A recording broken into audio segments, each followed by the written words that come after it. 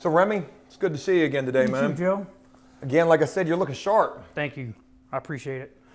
This is what we were trying to go for yesterday. We didn't really get a chance to get the sit-down conversation and a little more in-depth about you, where you're coming from, where you've been, and where you're trying to get to. Right. So I want to be able to do that today. This is going to be laid back. This is just going to be a conversation between me, you, and the entire world. So I don't want to put any pressure on you with that. It's all good. I got to say this as well. You know, since filming with you, and we've only been doing this for probably about 24 hours now, between 2 different days, you've been handling this really well. I'm trying. Is it? I'm trying not to let everything overwhelm me. Like I said yesterday, man. I'm trying to take one thing at a time.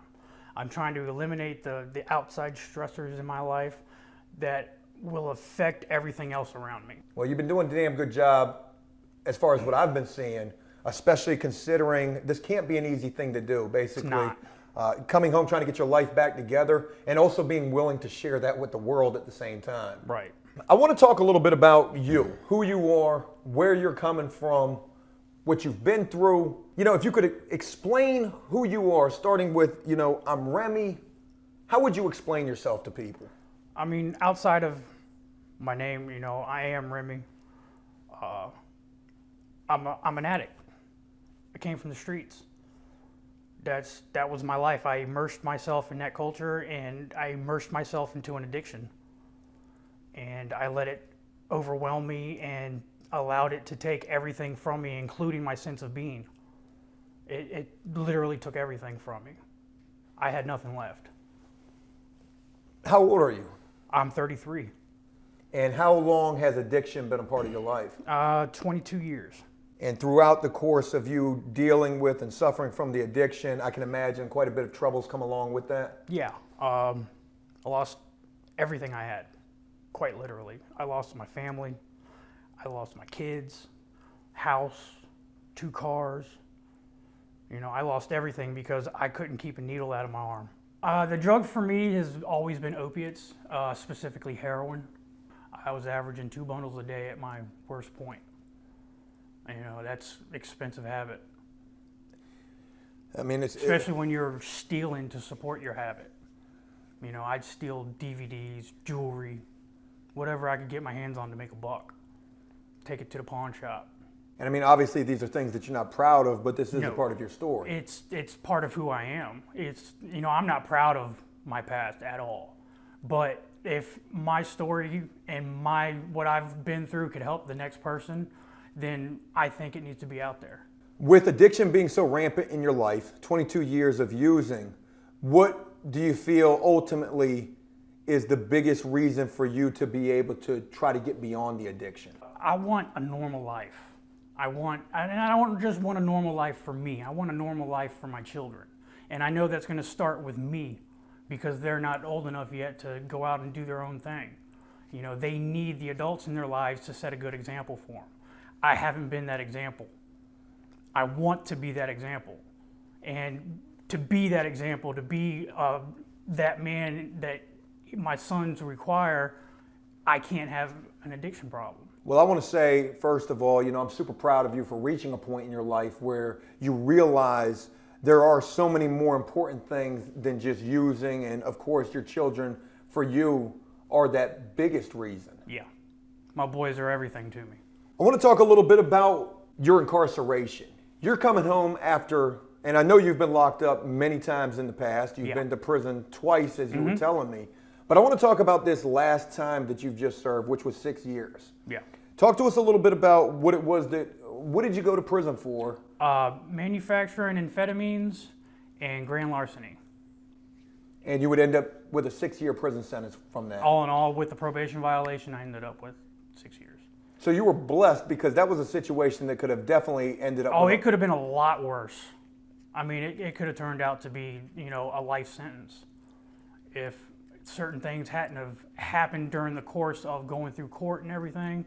As far as the evidence was concerned, when it finally made it to preliminary, they didn't have the evidence that they arrested me with, so they had to reduce the charges. Well, you would end up blessed in a situation where you would have to serve 6 years, and again, it could have been a lot worse, and that's why I say that you were blessed. But talk about what your time was like briefly, giving us like an oversight of those 6 years that you served. It was hard time. I didn't go to a major. I stayed at a level 2 most of my bid, but it was a rough 6 years. I didn't have support from the street.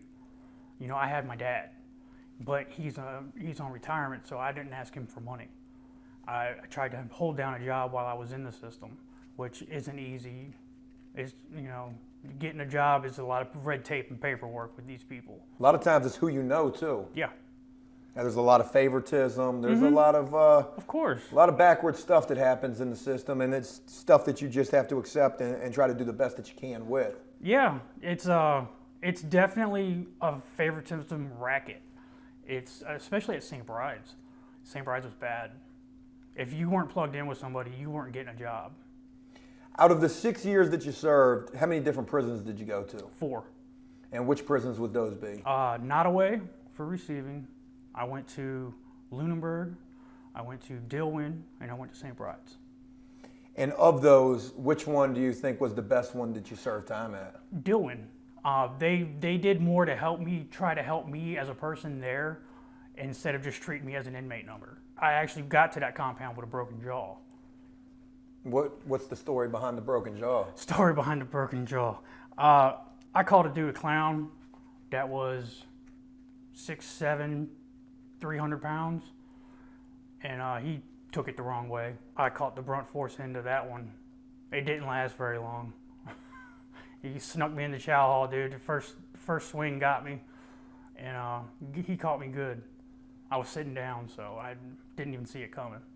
Broken jaw, that's got to be the craziest thing to be dealing with while in prison. You can't, your mouth is wired shut. Yeah, I had, they went in and did surgery because it was broken in half. My mandible was broken in half. It was in 2 pieces. So there's actually 2 titanium straps holding my jaw together. They had to reset my bite. My jaw was wired shut. I was eating everything through a straw. That's crazy. Prison food is bad to begin with, but when you have to eat prison food through a straw, it's even worse. And how long would you have to go on like this for? My jaw was wired shut for 2 months, and I was in medical for another 2 months behind that, after they took the wire out to make sure everything's set right. And this would actually, where would this take place at? Dillwyn. It happened at Lunenburg, but all my recovery took place at Dillwyn. Because they had the medical? They had 24-hour medical there. So you went to 4 different prisons. Dillwyn was, in your opinion, the best one that you served? It was the best spread that I've served time at. Where was the worst one that you were at? Indian Creek. Boy, we've talked quite a bit about that place. Yeah, Indian Creek's a whole another world in and of itself. In between them no man's land and then them gates, it's another world in there. But you wouldn't go to Indian Creek during this bid. This would be they tried to sentence me to Indian Creek in Williamsburg, and I specifically asked the judge not to recommend me to Indian Creek. He would be doing me a disservice by sending me back to Indian Creek because I had a heroin habit the whole time I was there. We've talked quite a bit about this prison. This was the last prison that I served time at, where I met Jellicoe at, and I did 2.5 years there. When I was there, the drugs were huge on that compound. To think that that's like a drug programming type of a prison. Yeah, it's a prison. therapeutic community. You're supposed to go there to get off drugs and to prevent getting back on them. But instead, you're walking into a trap, is basically what it is. You're walking into a bear trap because that compound is flooded. And you would actually end up being released from that prison with a dope habit. Yeah. Did 3 years there. I did from 2009 to 2012. I got released March 5th, 2012 with a serious dope habit. So that place didn't help you at all? No, it did nothing but hurt me in the long run. I left there with a chip on my shoulder. I left there with a heroin habit. I was in the middle of a messy divorce, so that didn't help the habit none. And it was definitely, for my first experience going to prison, it wasn't a good one. I can't imagine that it would be.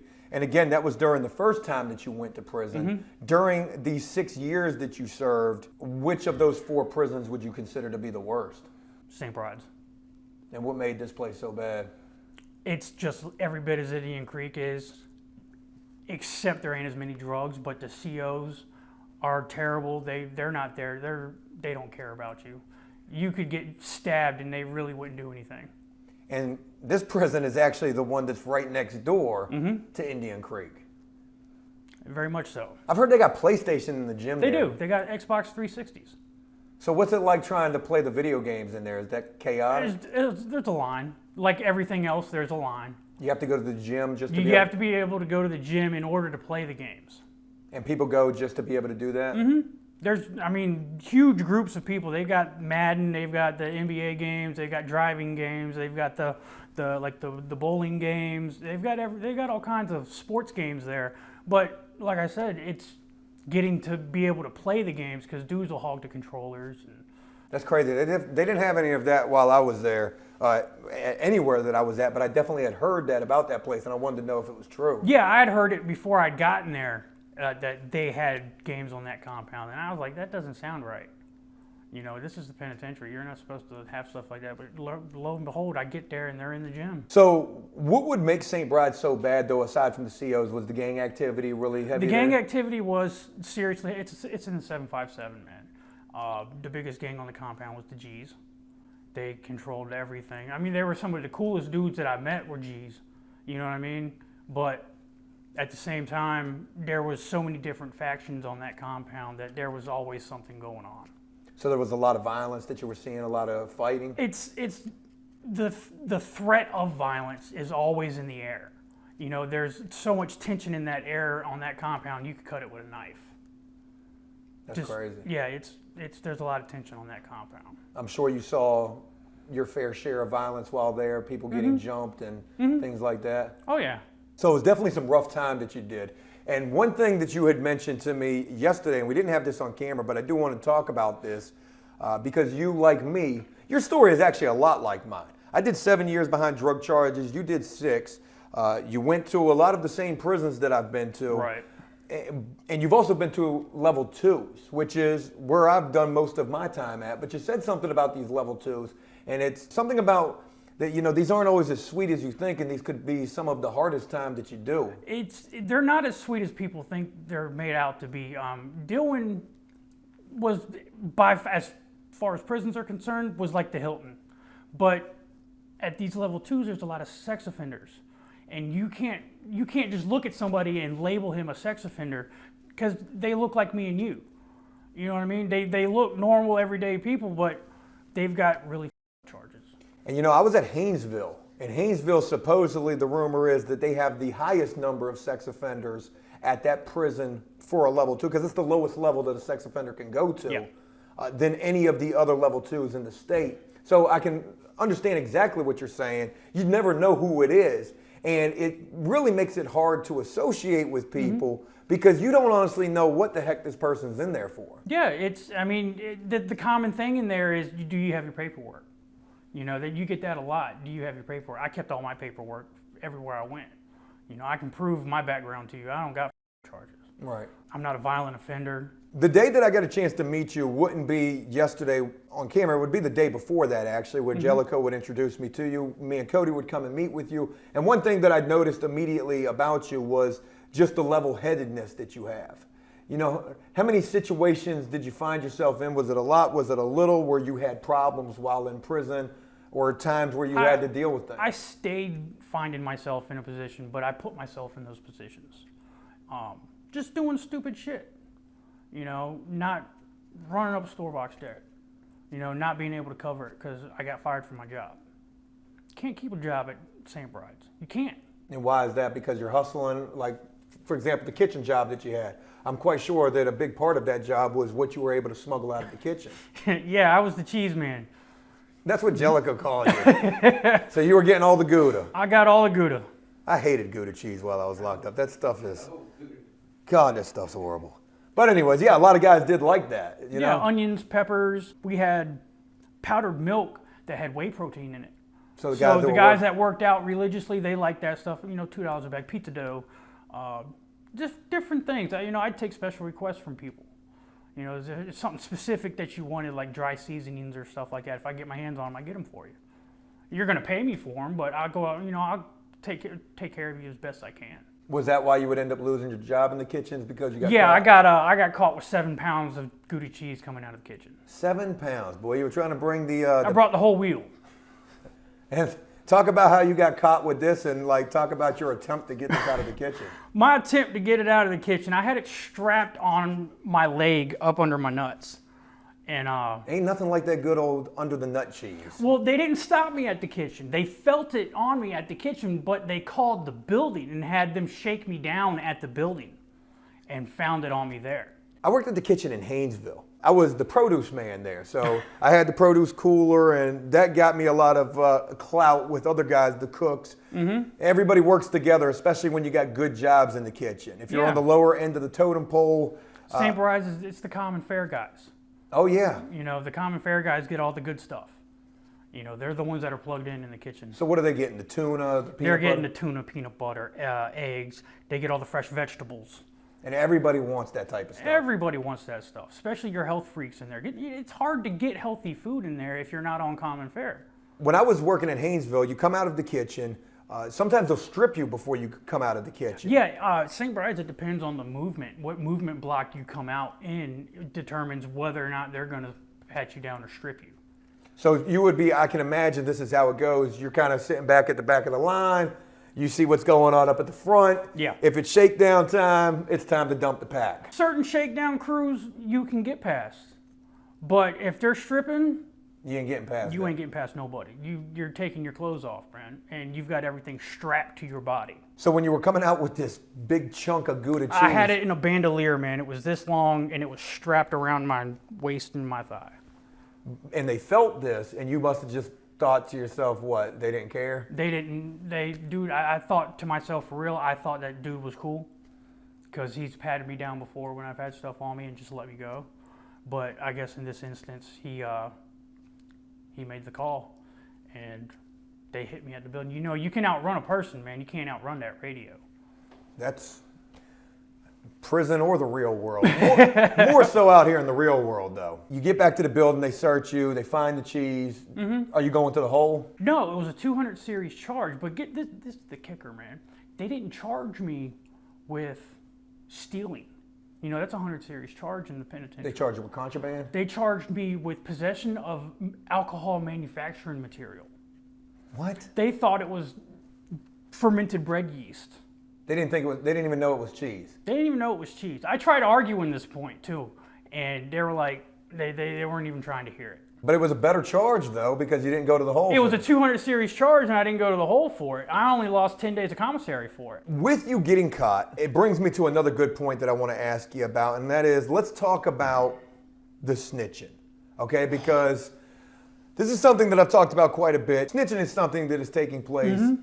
It's rampant. At the highest level that it's ever taken place, no matter where you're at. When you're stealing out the kitchen, you've got to look out for the next man.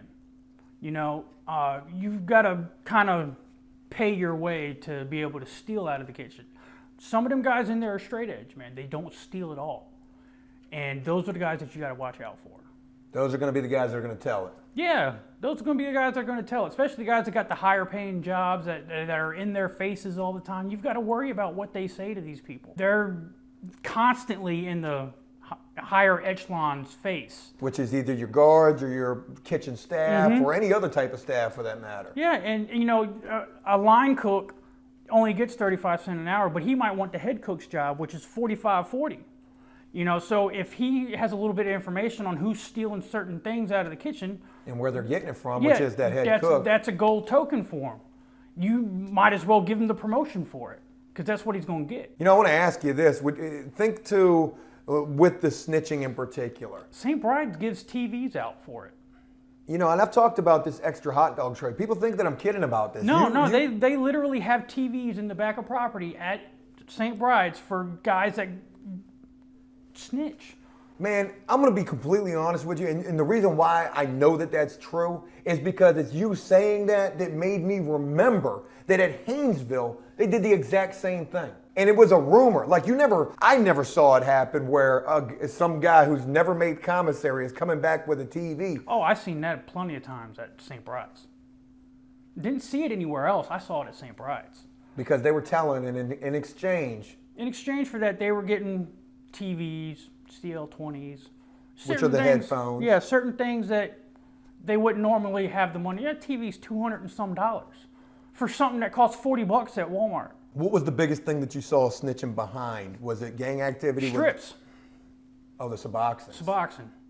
Biggest thing on any compound that you see snitching behind is the strips. And if you tell on the drugs coming onto that prison, you best believe somebody's coming back with a TV. Yeah. I've seen it more than once. Did you ever see anybody get their ass kicked behind? I've seen plenty of people get their ass kicked behind snitching. You get called down to operations, you better have somebody else with you. Operations is where the investigators, lurk out. That's where their offices are. That's who's calling you down to snitch. If they call your last name over that intercom, Guerrero to operations, and I walk back up in there with a TV, they meant to say property. That's where they meant to call me to. Man, I just got me a brand new TV with 4 names scratched off the back of that thing. Oh yeah, maybe a permanent marker wrote on the back. A little gold star for your service. Mm-hmm. Look, there's so much that we could dive into with the time that you've served, and I want to really, I'd like to ask you if you would be willing to share some of your prison stories, because I can imagine, again, reminding me of that TV snitching thing is just, I know you've got some stories to share, so that I'm really grateful for you being willing to do so. Yeah. But let's go ahead and move on. Okay. Let's move on to you getting released. You're living with your dad now. Yep. Talk to me about your release, the day that you were released. Was anybody there to pick you up? I had prearranged something with my little brother. Me and my little brother are real tight, but he doesn't like coming to the prison to see me. He doesn't like having to deal with everything that you got to do to come in to see me. All the searching. And all that. I don't want to put him through that. So I just hit me up when you get out, man. He write me on the kiosk, let me know what's going on out in the world and stuff. But as far as coming to see me, I'm good, man. Yeah, you don't need to come see me. So when you got released, I did all that time with 3 visits. 6 years and 3 visits. Mm-hmm. You ain't lying. You did hard time, man. Mm-hmm. I did the first 4 years of my 7-year sentence with no visits at all. And toward the end, the last 2 years, I was getting quite a bit of, look at Jellica back there laughing. Jellica knew what I was doing. I was getting a lot of visits at the end. I just remember what those first 4 years were like for me, how lonely that was, how bitter you become because you feel like people have forgotten about you. Dude, my PIN account had 3 numbers on it. For the phone. And out of those 3 numbers, only one person answered it every time I called. And who was that? My dad. You got released. I was a nervous wreck. Who was there to pick you up? Was anybody there? My little brother and his fiance and their baby. What was that day like for you? Talk about what that day was like. I didn't sleep the night before. I was so anxious. I had already given my TV and everything away. I didn't bring nothing that I had. I didn't bring none of that stuff home with me. I didn't want nothing to remind me of all that time that I did. So you get released. Your little brother, his fiance's there to pick you up. You're a nervous wreck. You get no sleep the night before. What was it like for you to walk out those gates and to see your family standing there? It was one of the most amazing feelings. It was like being there for my child being born. That was like the most amazing thing that I ever went through was when my first son was born. I was in the delivery room with him. I watched him come out, got to cut the umbilical cord. I was there through the whole process, and that was an amazing feeling, watching a life come into the world. It was like I was getting a little piece of me back when they finally opened that gate and I got to walk out. Wearing all khaki. They give you all khaki now. I had my state boots on, khaki pants, khaki polo shirt, and it was just that little bit of taste of freedom, man. My little brother was a little late. He forgot to come in and check in. So he was just sitting out in the parking lot. And I was sitting back at the Sally Port pacing back and forth like, look, man, my time's over with. Let me out of here. I was ready. I was ready just to get away from everything in there. It's a stressful environment, man. It takes a lot out of you. Even if you don't get it yourself into anything, it's a stressful time and it takes a lot out of a person. Because there's so much going on around you. Yeah. And on top of it, I have psychiatric problems. So I take psychiatric meds too. And that's a whole nother level of stressors on top of everything else that I have to deal with.